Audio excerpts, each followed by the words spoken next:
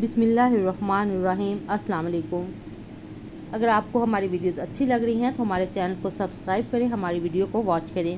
قرآن پاک میں مخلوق جنات کے ثبوت۔ جنات ایک ایسی ٹھوس حقیقت ہے جو تخلیق آدم سے قبل آسمانوں اور زمین پر آباد مگر عصر حاضر کے جدید علوم سے آراستہ۔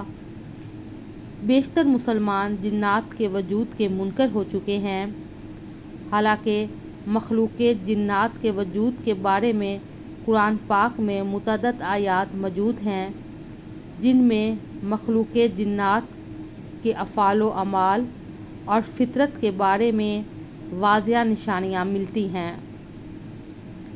جنات چونکہ غیر مرئی مخلوق ہیں اس لیے ان پر یقین کرنا مشکل ہوتا ہے، لیکن جس طرح ہم مسلمان قرآن پاک کی ہر آیت پر ایمان رکھتے ہوئے زندگی، موت، قبر کی زندگی، قیامت، روز محشر، جزا و سزا کو تسلیم کرتے ہیں، فرشتوں اور ابتدائی انسانی نسلوں کی عبرتناک واقعات کو مانتے ہیں،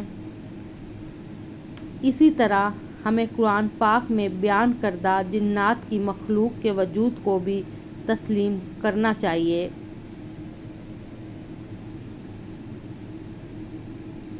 قرآن پاک میں فرشتوں، جنات اور انسانوں کی تخلیق پر کی گئی آیات موجود ہیں۔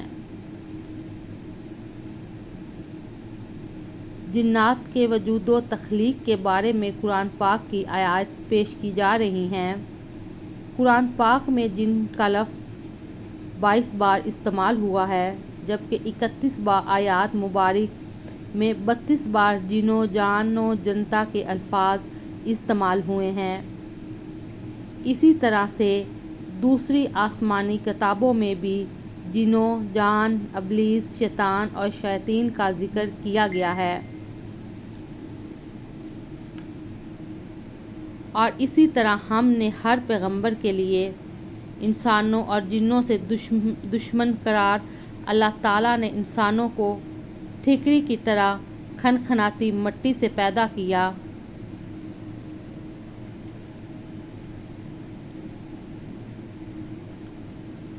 اور جنات کو آگ کے شعلے سے پیدا کیا۔ سورۃ الحجر مبارکہ کی آیت 26 اور 27 میں، اور ہم ہی نے انسانوں کی گلی سڑی مٹی سے بنایا اور اس سے پہلے جنات کے گروہ کو بنایا، آگ کے شعلے سے پیدا کیا۔ سورۃ الکہف کی آیت نمبر 50 میں جنات کا ذکر یوں کیا گیا: تمام فرشتوں نے سجدہ کیا سوائے ابلیس کے کہ وہ جنوں میں سے تھا اور اس لیے اس نے اپنے رب کے حکم سے سرکشی کی۔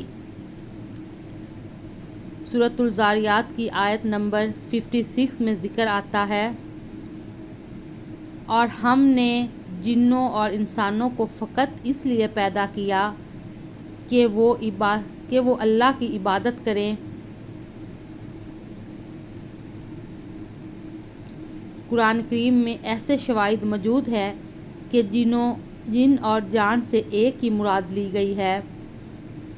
سورۃ الرحمن کی آیت نمبر 33 میں فرمایا گیا ہے: یا معشر الجن والانس، اے گروہ جن و انس۔ پھر جب کھوکھلا ہو کر ٹوٹ گیا اور سلمان گرے تو جنات نے جانا کہ اگر وہ غیب دان ہوتے تو اس ذلیل کرنے والی کام کرنے کی مصیبت میں نہ مبتلا رہتے۔ اس آیت میں اس بات کی بھی وضاحت کر دی گئی ہے کہ جن بھی عام انسانوں کی طرح علم غیب سے محروم ہیں۔ لوگ جنوں کے سریع الحرکت ہونے کی بنا پر گمان کرتے تھے کہ وہ علم غیب رکھتے ہیں، لیکن اس واقعے سے انہیں معلوم ہو گیا کہ ایسا کچھ نہیں ہے۔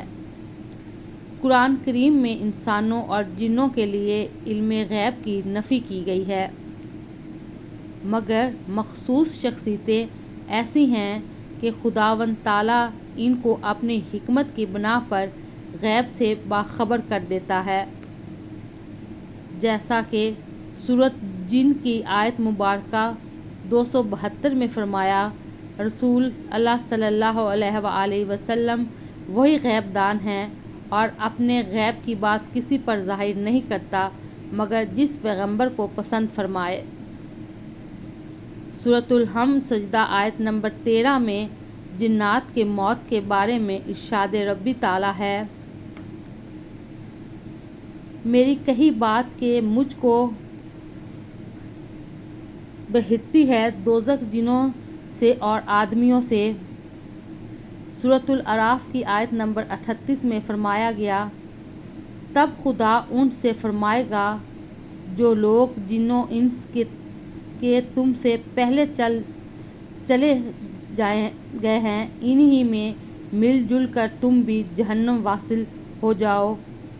سورۃ الرحمن کی آیت نمبر 5 میں فرمایا گیا، جنات کی پیدائش کا تذکرہ ان الفاظ میں کیا گیا ہے، اللہ تعالیٰ نے ایسی مخلوق بھی پیدا فرمائی ہے جس کے وہم و خیال کی طاقت، عقل، شہوت اور غضب پر غالب، اور یہ غلبہ اس حد تک ہے کہ ان کی ہر اختیاری فعل میں عقل، شہوت کے وہم و خیال کے تابع ہو کر رہتی ہے، اور اس مخلوق کا جسم آگ اور ہوا سے مرکب ہے۔ مادہ کی اطاعت کے اعتبار سے اس مخلوق کے جسم انسان کی روح ہوائی کے مشابہ ہے کہ جسم اور انسان کی روح ہوائی میں یہ فرق ہے کہ انسان کی روح ہوائی تو عناصر اربعہ کا غضب ان جنات خلاصہ ہوئی ہے اور جنات کے جسم آگ اور ہوا سے مرکب ہوتے ہیں۔ عبد الواحد بن مفتی نے عجائب القصص میں جنات کے بارے میں لکھا ہے کہ اللہ تعالیٰ نے اپنی قدرت سے ایک آگ پیدا کی، اس آگ میں نور بھی تھا اور ظلمت بھی۔ نور سے فرشتے پیدا کیے اور آگ سے جنات کی تخلیق فرمائی۔ فرشتے چونکہ نور سے پیدا ہوئے تھے اس لیے وہ اطاعت الہی میں مصروف ہو گئے۔